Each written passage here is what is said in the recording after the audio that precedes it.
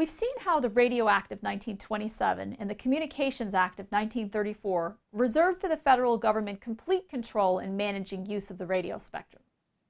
Over time, Congress changed the primary method the Federal Communications Commission, or FCC, used to assign spectrum from merit-based hearings to auctions. And over time, the FCC has attempted to shift spectrum to higher value uses through reallocations.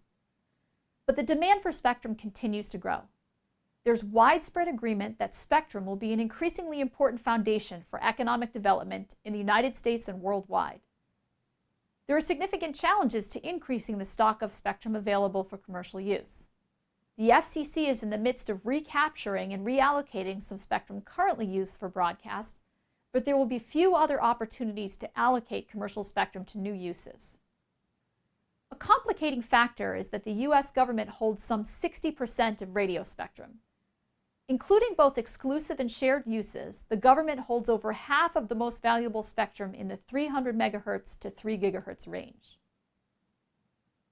Under the regulatory structure established by the Radio Act of 1927 and carried forward in 1934, that spectrum is regulated by the NTIA and not the FCC.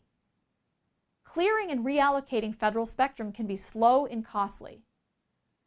For example, a 2012 NTIA report on the prospect of reallocating spectrum in the 1.7 to 1.8 GHz range concluded that the reallocation of federal services would cost $18 billion and take up to 10 years.